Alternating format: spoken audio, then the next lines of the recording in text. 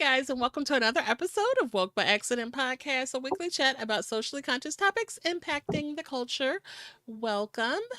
And today we are glad to have our most favorite co host, Sambaza, host and creator of the Sambaza podcast.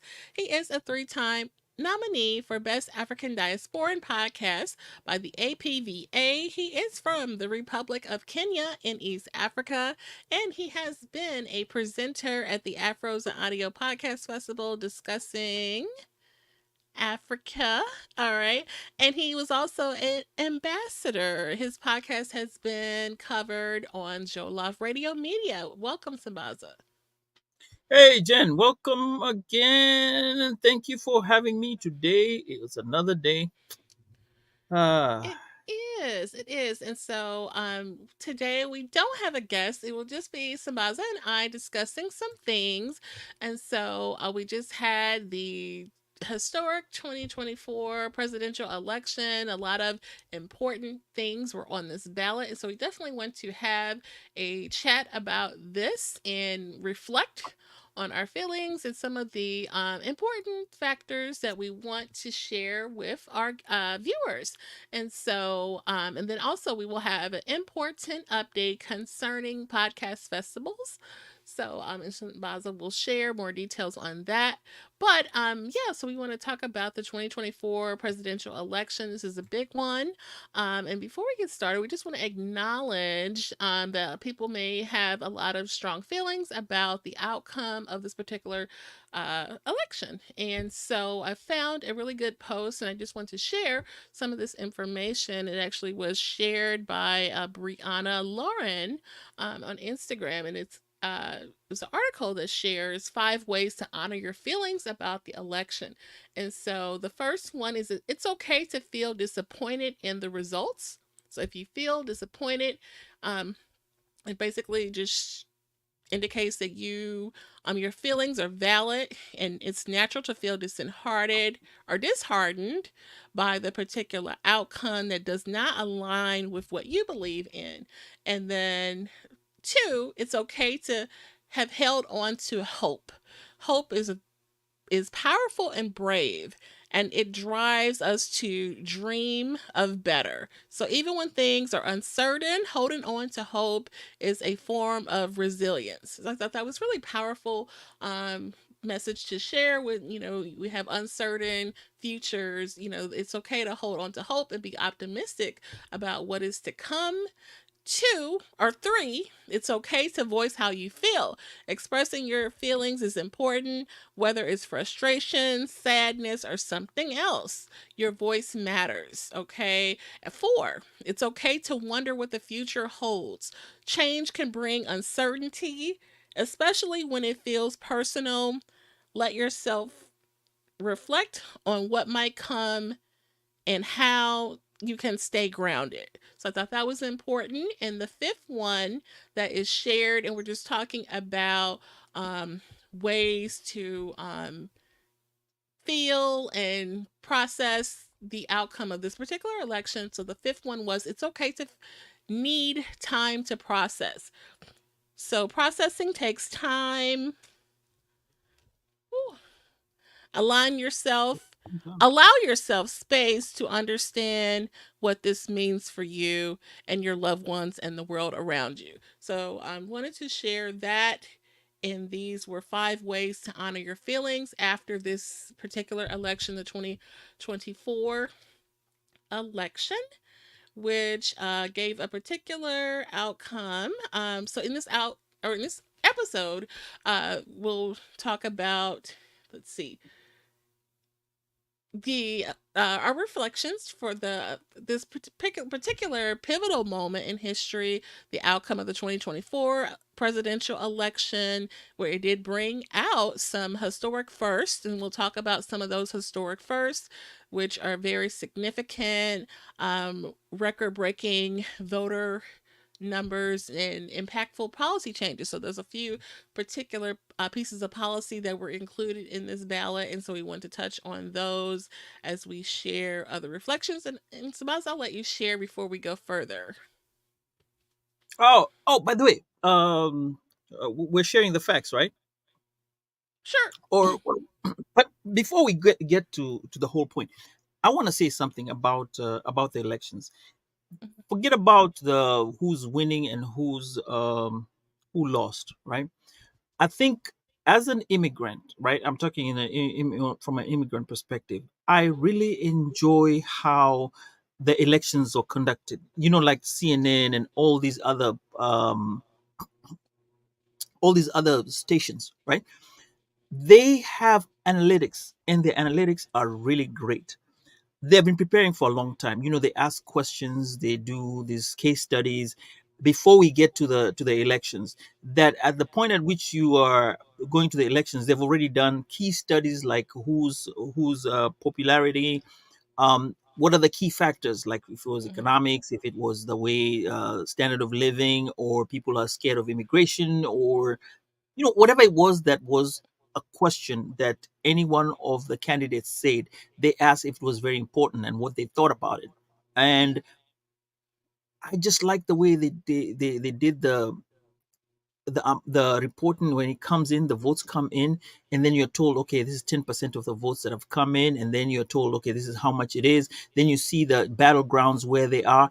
It's like a chess match when you Now, look at it. you're talking about the media, right? Yeah, I'm talking about the media. And Okay. when you're looking at it, I'm I'm enjoying that part, right?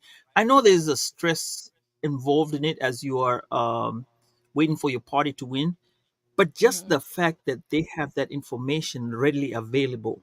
When you compare to African countries, I mean, that's a marvel. Kenya tried it. However, at some point, I think they shut it down because the Okay. results were coming in and they couldn't picture how the results were coming in real time, and Hmm. people were collecting the data. However, that is something to marvel about, and I'm amazed all the time, and even win or lose, just the excitement of Tapper on CNN with his magic wall trying to show Okay, all there that. you go. That's where I was. That's where I was trying to get to. Now, the media, you may have that opinion about media, but depending on the station or the channel or the brand, sometimes there's a narrative. I would say, shared for sure. Okay, but still, whatever narrative is shared, Hmm. just the way you get the information, and then they predict, they say, whatever CNN, because maybe I'm whatever the CNN is Fox for. uh, they say they're projecting this person is winning and this is going on. Hmm. It's truly amazing. That's an Okay. amazing feat, right? Okay. That's an So interesting opinion. Others wouldn't see it that way because CNN is thought to be, liberal and more, that type of thing where you have your Fox News and you can look at maybe just 15 minutes of Fox and you kind of get, hey, there's a feeling here. You start to get, a particular feeling on that. And that's, considered to be more non liberal or more conservative, I guess would be the right way to say that. so I've had a choice of having not to be able to use CNN. In Uh Africa, huh. they were having Yeah. Fox 4 News in 2016 when it was Trump and Hillary, and I had to sit and watch it. But still, the excitement was still there. Just the way the information is coming in, and they tell you these are the battlegrounds, this is what so and so is winning, this is what is going on. I mean, it's, that chess match is extraordinary. I know, I get it. I get it. So, All right. okay. So, thank you for sharing that. So, and I guess we haven't said this. Speaking of facts, so Donald J. Trump is said to be the projected winner of the 2024 U.S. presidential election. Now, Kamala Harris, who is our current Are you vice saying projected? president, He's already president elect. I just said that. Projected winner? No, he's president elect. It's already a He's done a deal. president elect. Thank you for the Right, correction. right, President, I'm copying and pasting something from yesterday then. Okay. President elect. Okay. uh-huh. Hang on. Kamala Harris. Kamala Harris could have made history, but she would not be the first woman to lead a country. So we added some information that we found about other women who have led countries, and we wanted to share that there. So Kamala Harris, who is our current vice president, okay, she could have made history being the first Black woman to be president, but she would not be the first woman to lead a country. So Ellen Johnson Sirleaf made history as Africa's first elected female president. Sambaza. Sorry. That's okay. Okay, let's say that again. So, so Donald J. Trump will be the 2024, or he is the 2024 president elect. All right. And Kamala Harris could have made history as becoming the first Black woman president, as she is our first current vice president who is a Black woman. But she would not be the first woman to lead a country. All right. So Ellen Johnson Sirleaf made history as Africa's first elected female president back in 2026. And her term, or she was held that position until 2028. All right. And then going further back in history, a Siri Mavo Bara Aikike, and you can correct me on that pronunciation because this is someone from Sri Lanka. She was the first woman elected as a head of a state anywhere in the world when she became prime minister of what is now known as Sri Lanka, and this was in 1960. Okay, there was also a leader in Mexico, a Claudia Sheinbaum, who took office as um, president in Mexico. So we've had some, female leaders in other parts of the world. We wanted to share that information with you guys. So back to the U.S. Obviously, all right. Wanted to talk about a few of the first that came about with this election, and then we'll talk about some of the significant pieces of policy that were included on the ballot. Okay, and then before we do that, we'll acknowledge our chat. Thank you guys for tuning in. Sabaza, are you able to acknowledge the chat, or do you want me to? Yeah, I'm able to acknowledge the chat. Ed Campbell, welcome to the show. Thank you for joining us, and everybody else who's online.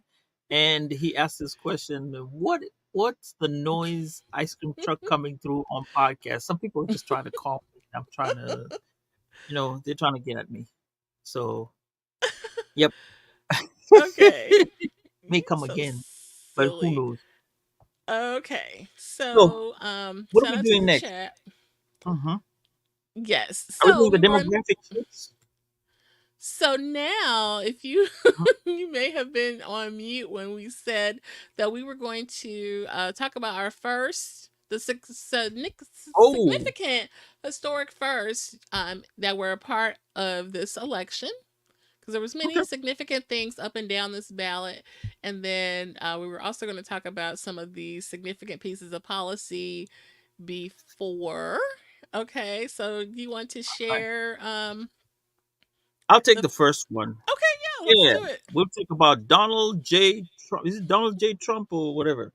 Okay, Mhm. Donald Trump. He took victory over the Vice President Kamala Harris yesterday, becoming the first ever convicted felon, wow, to become president elect. His running mate J.D. Vance will be the first millennial vice president elect, and um, he also becomes the only second president to have won an election in split terms. Now, the previous president to do so was Grover Cleveland. He won the 22nd and the 24th, which he served. The first term he served in 1885 to 1889, after which he lost to Benjamin Harrison. Oh man, this was a long time ago. Then he won the coveted seat again in 1893 to 1897. One thing they said is that those terms, they were not the happiest terms Mhm. for him. And I think maybe the same for this one, but who knows? This That's just what they said. But let's go about some fun facts, right? Let's throw in here. Both these two actually have Jersey ties. President Trump has a golf course already in Jersey, and Cleveland was born in Caldwell and was buried in Princeton, which he lived when in his later years, Mhm. before he was buried there. Both of them made their bones in New York. They started the business or whatever they became known in New York, because Trump became an entrepreneur. We all know him for that. And Cleveland was a mayor of Buffalo, and then he was a governor of the state. Now, the other thing is, they both came to the White House office for the first time amid sex scandals. Wow, what a Mhm. coincidence. All right, that's what I have for them. Any Okay. fun, any facts you have for the first? You can go ahead. Okay. I had something about JD, but that's okay. You didn't read that part. Is it the one that he's the youngest to serve in the office? He was Yeah. born in 1984. Golly, He is very young. He really 40 is. years old. He's 40 years old. And Wow. his wife will be the first Indian American Hindu second lady. So I did not know he was married to a person of color. So that is interesting. I think maybe we did know that because I guess they come to all Yeah. the if it's, I guess I just that didn't register in my mind. So that is interesting. But we did have some African American women who made some significant firsts that we definitely want to share and highlight. Lisa Blunt Rochester is the first woman to represent Delaware ever and the fourth African American woman to serve in the Senate. So congratulations to her, and she will be sworn in January. And then Angela also Brooms, is that correct? Also, Brooms is the first African American woman to represent Maryland in the Senate. All right. And then we had some other significant firsts in this election, which was Andy Kim, who is the first Korean American to serve in the Senate. And he is a Democratic representative for New Jersey's 3rd district right now.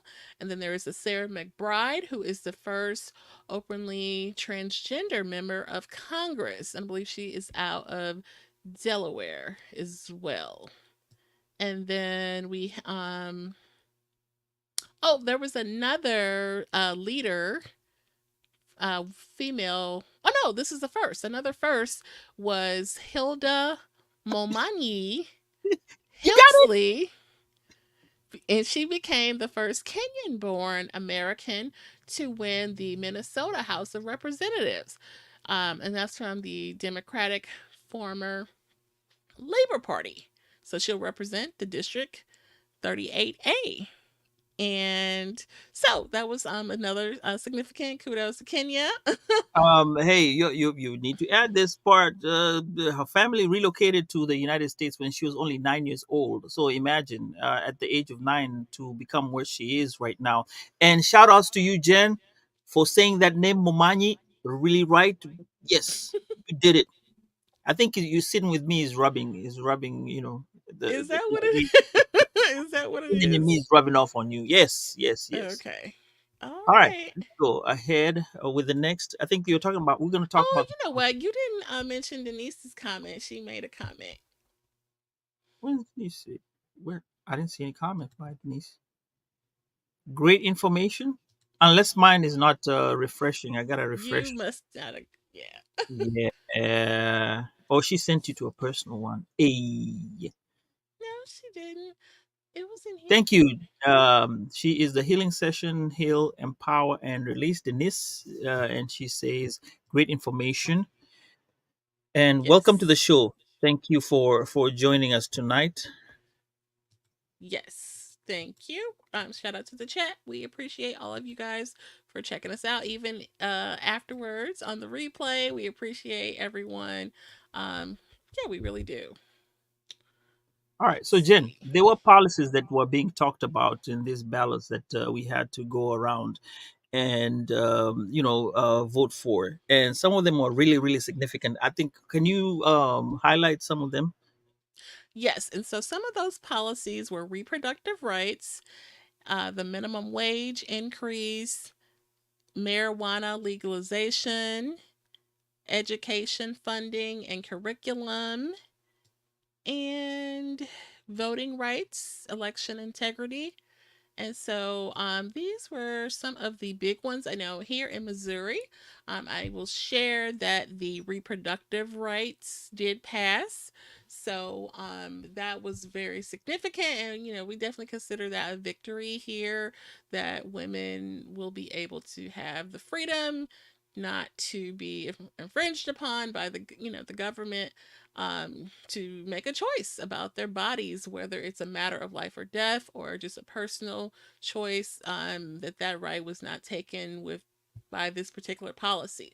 The other significant one here in Missouri I will share is the minimum wage increase. So it will be increased to $15, which Hmm. a lot of people who, did not have the opportunity or capacity to go to college, they're working minimum wage jobs. A lot of people are, who are not just teenagers. And a lot of the times the train of thought is, oh, it shouldn't be, $15 or whatever the number people think is too much for a minimum wage job because it's just designed for teenagers. But the reality is, there's really grown people feeding their families and running their life from a minimum wage job. And sometimes it's just the way things are, whether it's a second job or your main jobs, it happens a lot. And so, we definitely want to support the people. And, the reality is, a lot of people are a lot of unskilled people who do have to refer, to these types of jobs.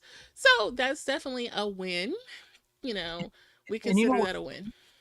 what's funny is, when you look at it, 20 years ago, that minimum wage was at about $7. So even right now, as it increased to 15, it's still minimum, and it's not even enough, because remember, Absolutely. inflation has gone up and a lot of things have gone up. So it kind of begs the idea of it should be more, but Right. I mean, you have to start from somewhere. When you look back at Yeah. what was minimum wage then, is now increased. So there has been an increase.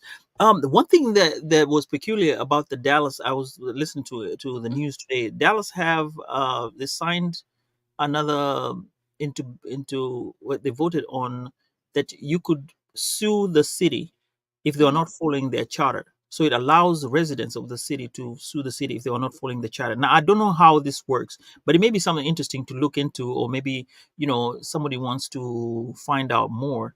That could be something that is worthwhile to know, that some of these questions can be put in. Another thing is that they also were saying that they needed a police force of a minimum of 2,000 that have to Mhm. be put out there, and they were going to get some funding. They had to have 2,000 officers. Now the only problem about that was, now if they were trained or not trained, that was a big question. Mhm. But some of these, you have to kind of go and look at them seriously and look at the ramifications. Maybe one day, if we have a chance, we may get somebody who can come in on the show and talk about these issues that we have, like for example what we talked about: minimum wage, marijuana Yeah. legalization, and reproductive rights.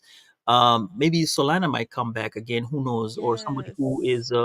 who is aware of these issues Mhm. at stake, and then can tell us, in depth, how they affect us, and how we have a way of dealing with them when we lose, or we don't vote for them. What are the ramifications on either one? So I think Right. that this will be a good stepping stone to start off, as something to look forward to in the future.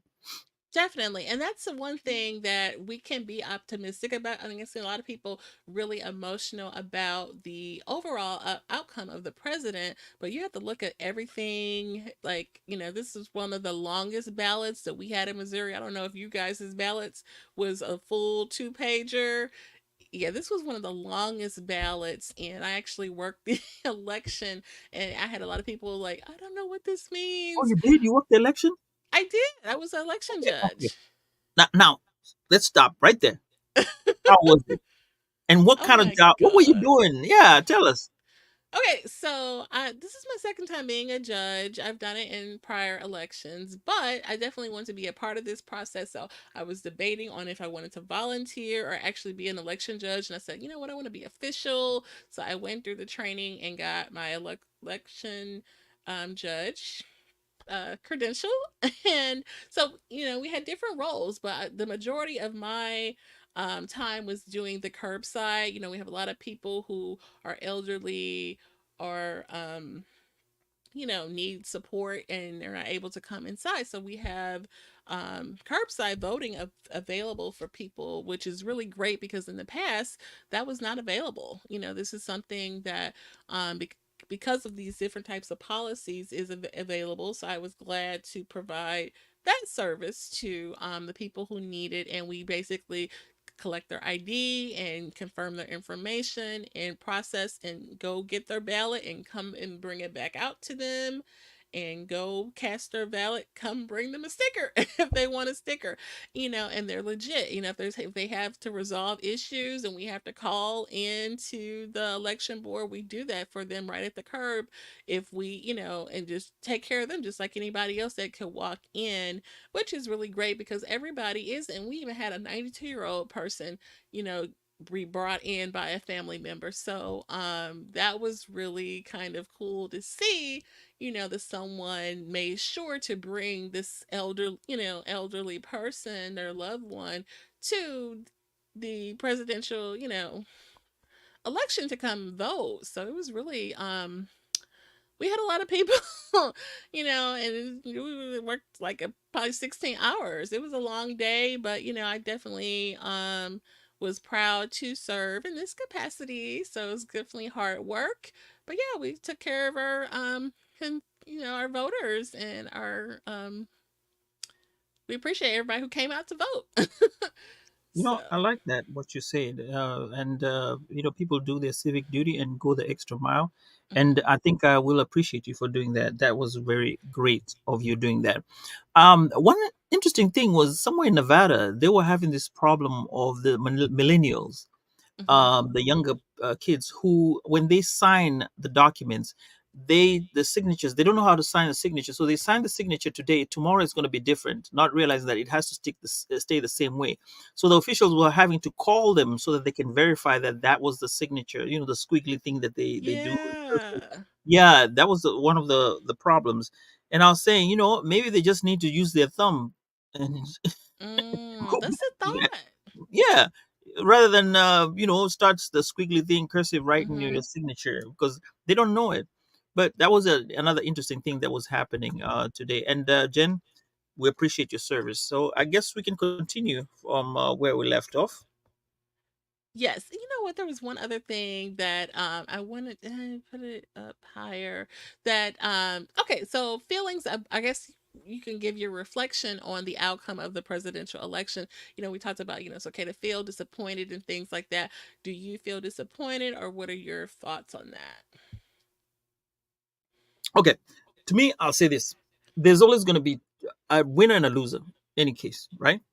And Mhm, as I said, just do your civic duty, go and vote, because if you don't vote, you're essentially allowing, one, you're not represented, and two, if they see the numbers, because most of these politicians, when they're looking at the results, they're looking at how many people came to vote. Yes, you are registered voters, but who came to exercise their votes? Now, if you're part of that crew that went to vote, that shows that there is some inclination that, if I don't do my job right, I'm going to get fired from this job. That's mhm, what going to vote actually says. So for me, win or lose, still, that fact that you went out there, took your time, and put in your ballot there tells a lot about what you feel in your election, in your county, in your surrounding, where you live at, and whatever is happening around you. You are aware. Okay, maybe you can say you're woke if you want to do that. But another thing is, we have to realize also that there's the presidential and all these other things that go on right on the top part. There's still something else that goes, the local voting for your school board and whatever's happening on the back. those are very, very important because a majority of those are the ones that determine your life ahead. Absolutely. Make sure, make sure you go and vote for those. Again, win or lose, don't worry about it. Worry about you going to make that choice and then look in the future. Because, hey, if you go and vote and talk to somebody and tell them I voted, or you go with your kids to vote, that's something that will stick in their mind, that they go with their parents to vote, and this will stick with them as they go along and become voters themselves. So Right. plant the seed, and let's have this to move on. I think we are discussing about that in the liquor podcast the other day, regarding how we, when we vote, we now are able to influence the future generation to Mhm. see that, we're actual voters, right? Right. And then I just thought of this thought when you were speaking. So, while Kamala Harris did not win, the presidency, a lot of the policy that she advocated for did pass in many states, including, I just mentioned in Missouri that we got our reproductive rights and the minimum wage. And those are things that she fought very hard for. So, and it's interesting. I saw a post that highlighted while people didn't pick her, they picked some of her policies. So that's a, influence right there, so she made her impression and she ran a really great campaign. And you have to look, this is another fact that, what was that? So it was July 21st that Joe Biden announced his withdrawal. So, we're going to assume that that wasn't some kind of hatched plan and that, she really was just sprung into action to run and start her presidency campaign at that point. Like literally, it was kind of a mad dash to find a running mate, and it was a mad dash. So it's really kind of unfair, you know what I mean? That she didn't have the same opportunity. She's running the role of vice president. It wasn't supposed to be running for president on July 21st. That was a surprise, or it was supposed to be a surprise to us, in the United States. So, for her to just be starting her campaign to what she did, I mean, that's a job well done. I mean, and then the policies that she pushed for passed in several states.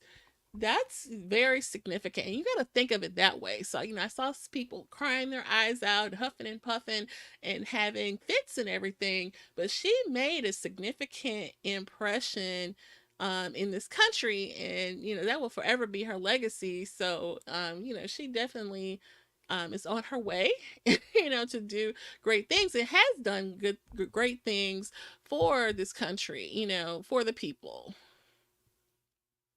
And I want to add one more thing about regarding these elections and going forward.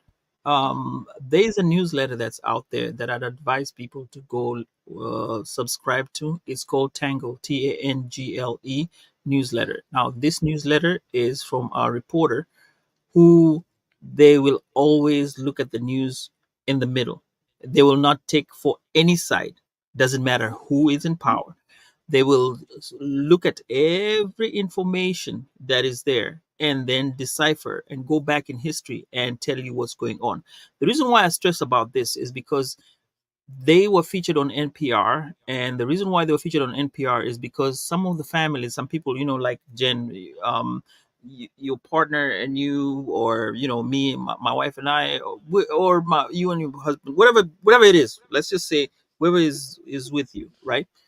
Um, you can have differing views. You could be a Democrat, you could be a Republican. You marry each other, and then you have to talk about these things, what policies you're going for and what have you.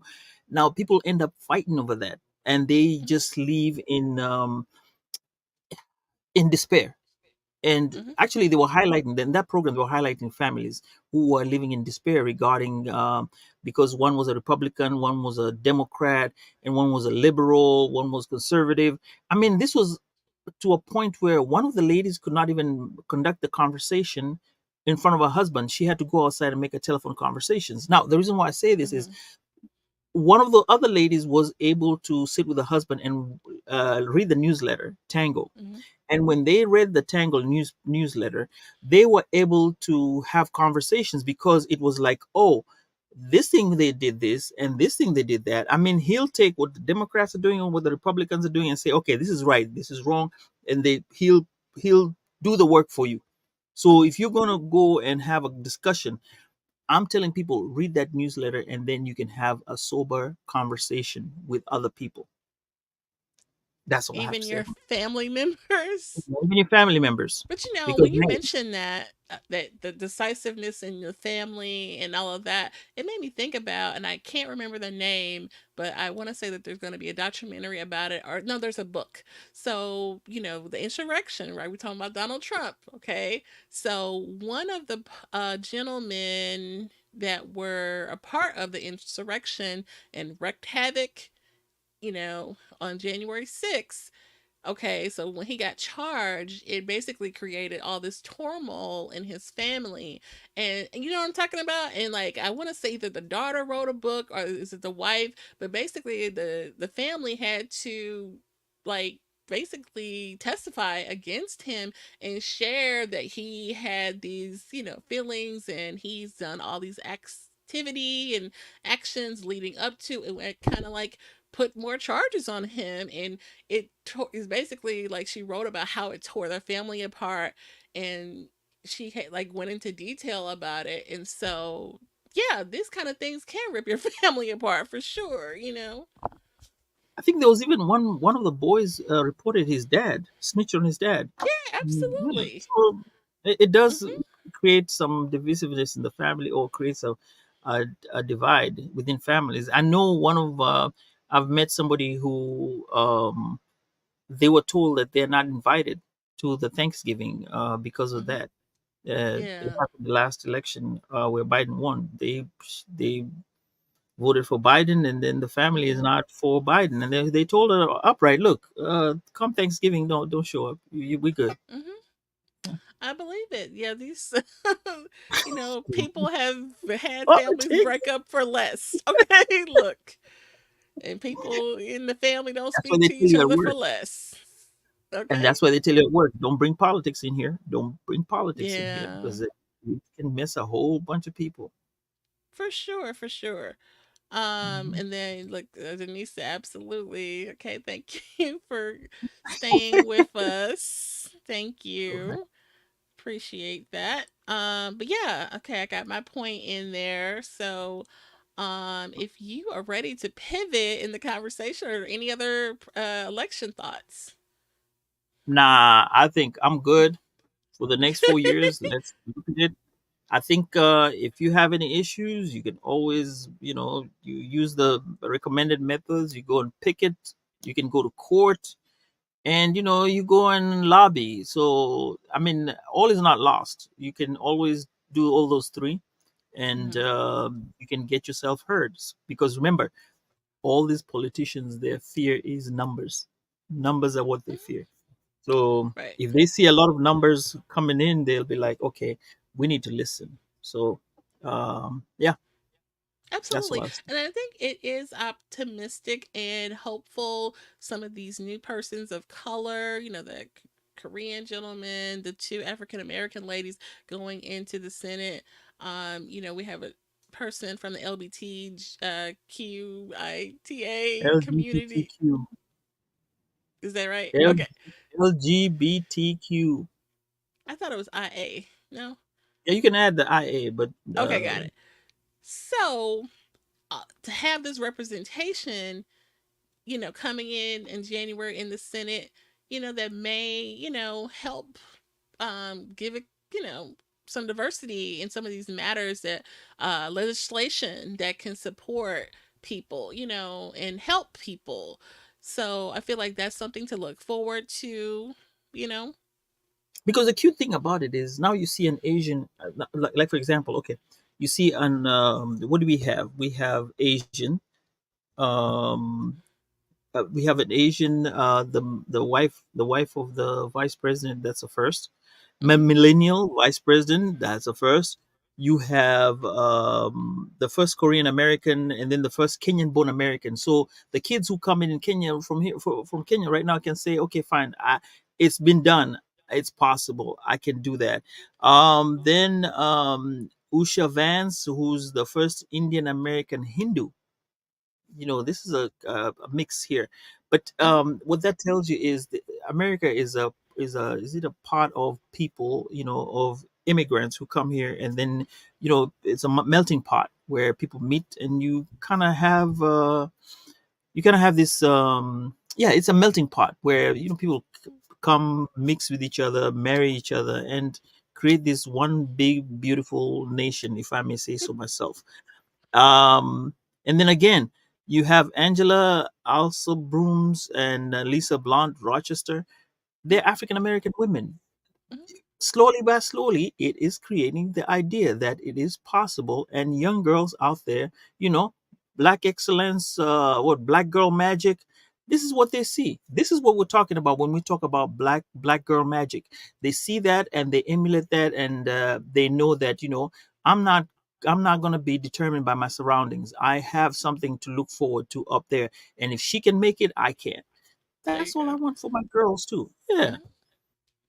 For sure. So I think we need to look at the positives, and try to make lemonade out of these lemons.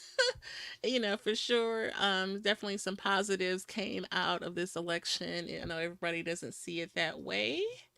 All right. And Denise said, "Awesome, Jen." And Denise is awesome, Jen.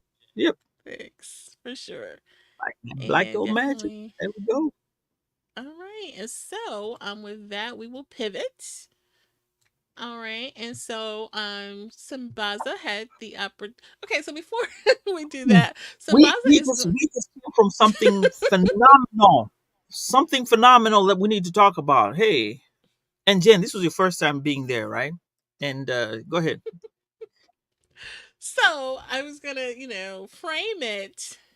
frame it that this segment of the show is going to be about podcast festivals, not just one in particular, but podcast festivals, plural. And Sambaza has significant things to share about each one, so we will let Sambaza share. really, Go Jen? No, ahead. let me start with you. Let's start with you first. We attended Afros and Audio Festival. It was Jen's first time, and she actually was a volunteer for the at the Afros and Audio. Even though the issue was there was a marathon that was happening at the same time, so we had a problem getting there on time. But however, we got there, we did our jobs, and everything worked out fine. And Jen, what do you think about it? How was it? How did you like the overall thing? So we did attend a festival called Afros and Audios, as everybody doesn't know what that is. And this is a podcast festival that is created by an African American that is for African American audio professionals. And so it's an opportunity for people to attend workshops, network with each other, and fellowship over a particular weekend. And so this was the sixth annual of this particular event, and we got to go and meet each other in person, actually.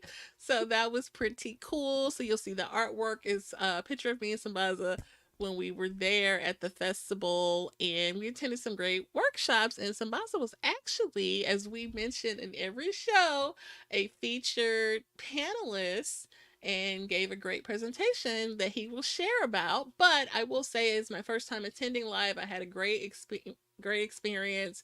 Got to have a lot of FaceTime with many of the guests on this show, and my plan was actually post a picture of the people that I met who were on the show in the episode, and like put those out. And we may do that like over maybe the holiday break, and like highlight some of those old episodes with some of our former guests. You know, Victor from Liquor Talk podcast, who's been on the show Mhm, way back mhm, like season two. mhm. Walter Gaynor has been on her like two, three times, Ward, graciously. Um, Oh my God. Corey Chris was just Ward, on. Dominic Chris Ward Ward. was on, and we got to meet him.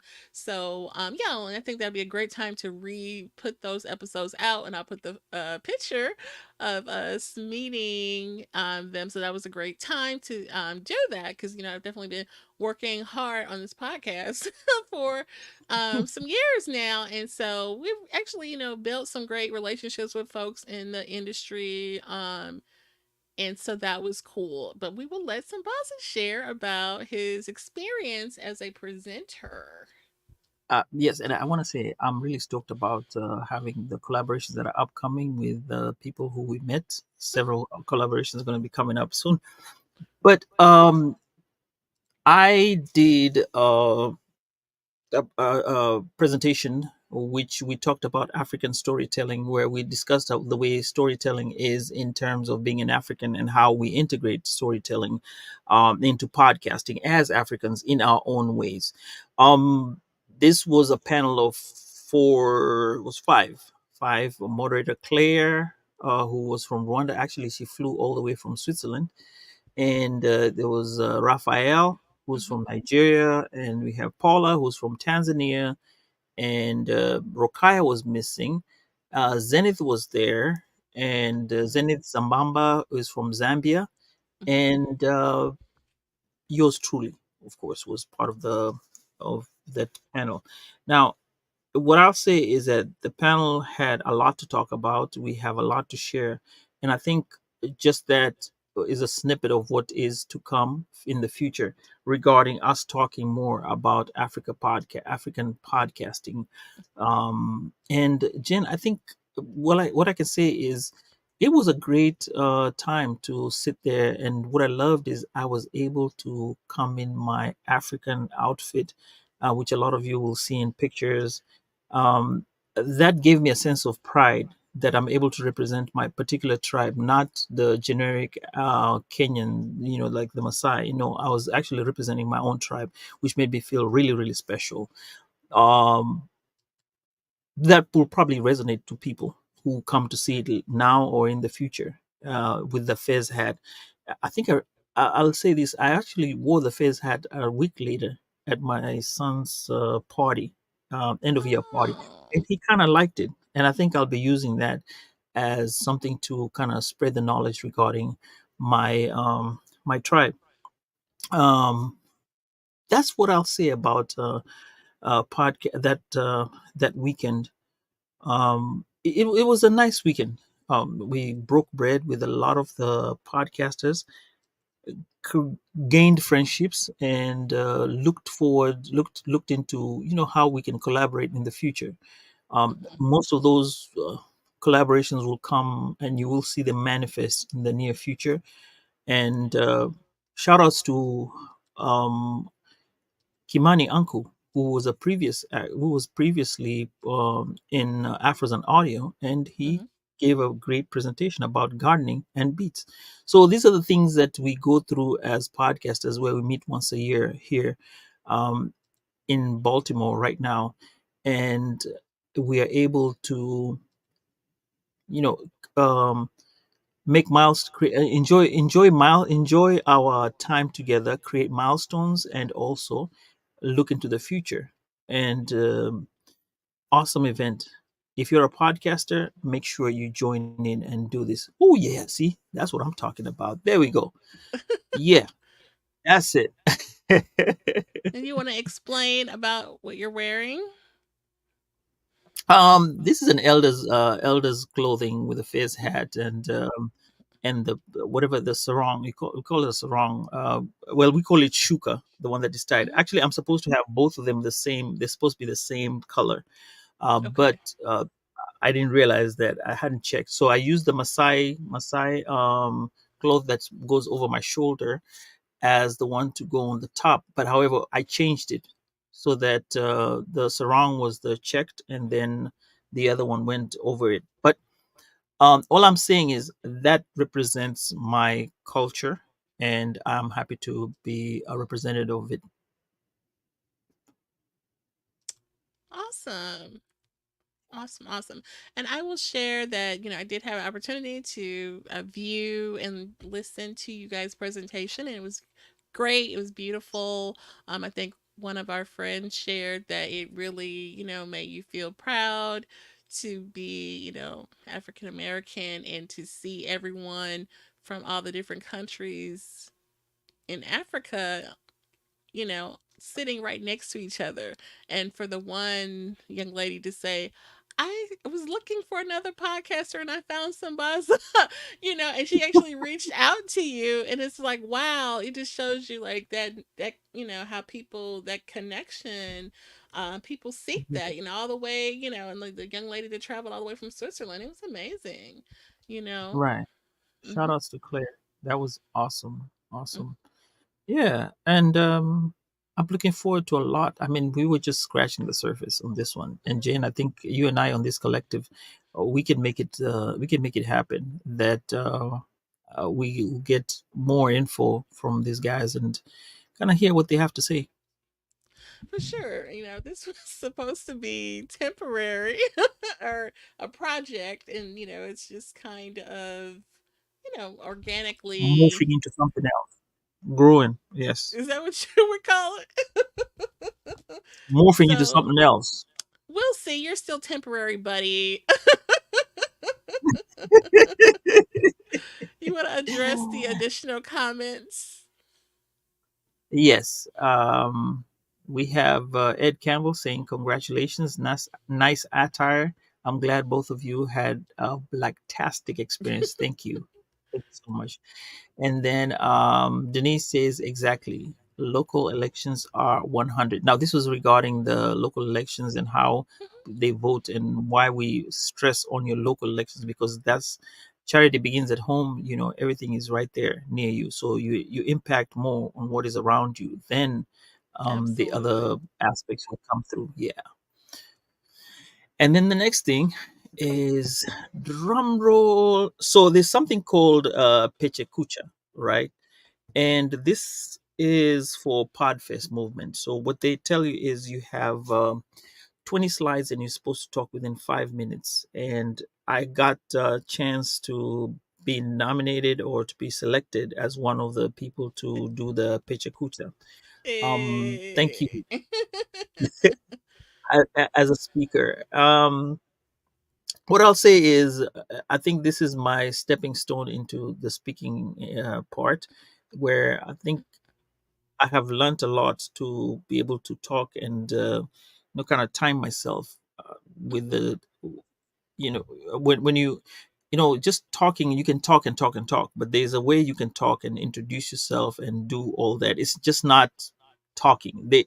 There's a sequence in doing things, And a and if you went purpose. to listen, Correct. right, and if you looked at or if you watched Chris Ward when he came on the show, he actually taught us how to become speakers as introverts. And I think I have learned to speak and speak much better than I was in public than I had before, and even on video, because I used to be scared just to turn on and come online.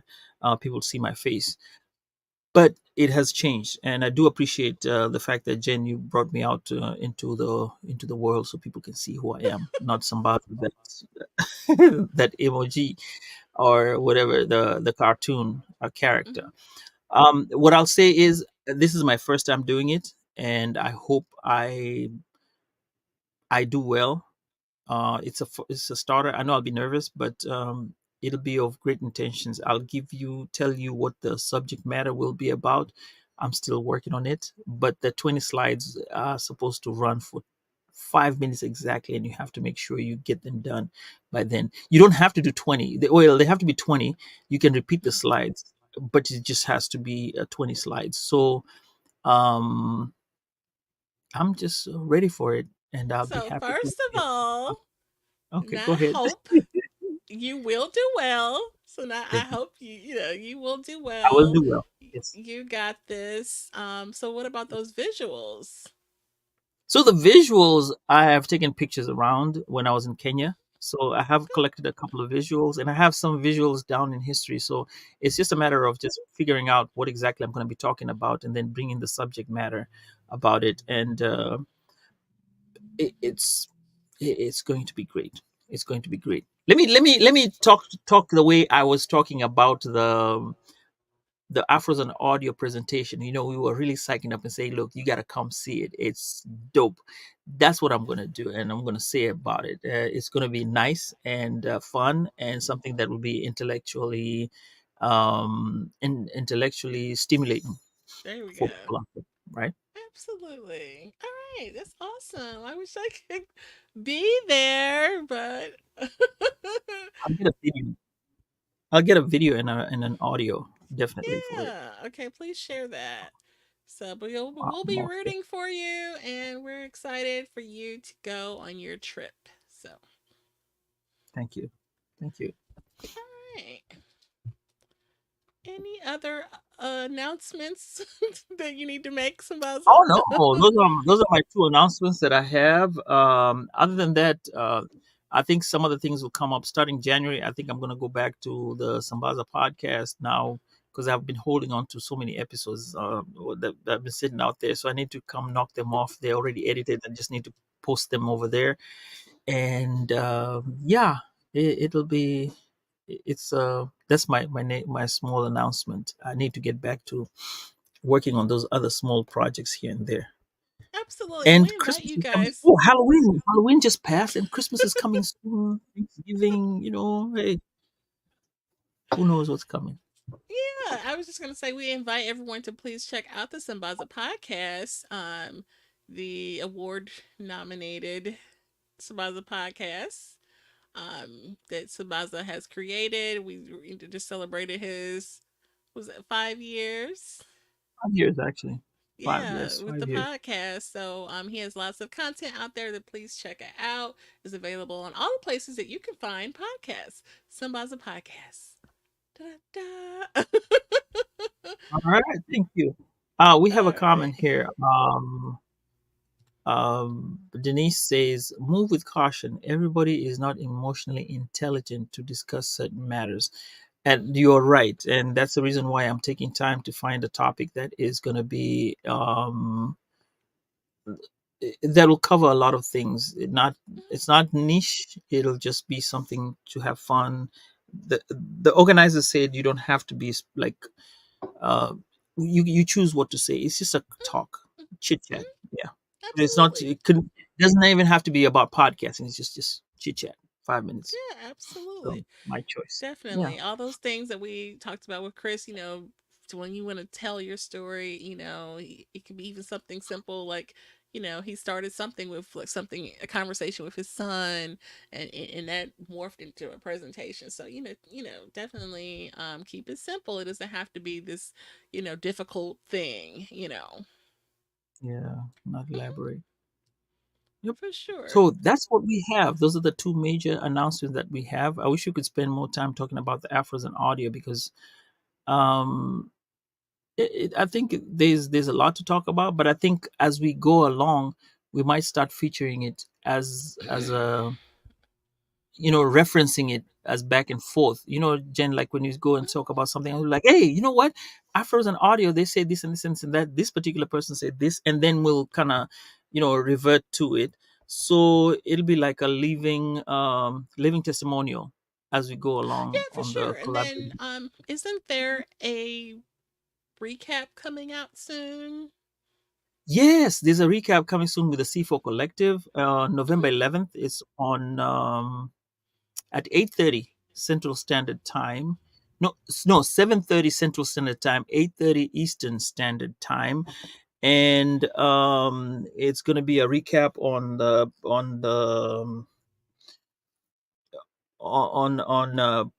podcast festival. And I wanted to add this. Mhm, I do have a blog post that I put out mhm. there, and this is regarding the African storytelling.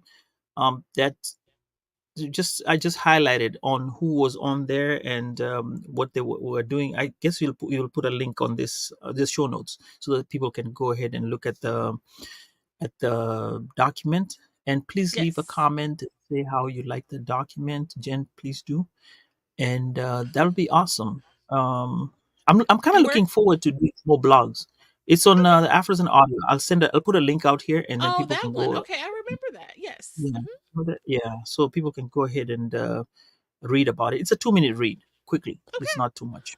Yep. We'll put the All link. right. Jen, after this, I think we're ready to take it home. All right. And so we do appreciate you joining us this evening, and we hope that today's conversation have inspired and enlightened you. If you found today's episode meaningful, please consider sharing it with friends or family, colleagues. Our collective awareness and advocacy play a crucial role in creating positive change. And so we ask you to stay tuned for more engaging content, and we look forward to continuing these important conversations in the future. So we thank you for being a part of Woke by Accident, Sambaza podcast collaboration. And until next time, we will Oh, say, don't forget the IG live. Don't forget the IG live tomorrow. okay, we're going to do it. I think we're gonna do it, and we still have some Okay. more Okay. back episodes. We'll All do right, it. So we'll be all right. on IG tomorrow evening. So please follow us and catch the IG. So we thank you guys and take care. Okay.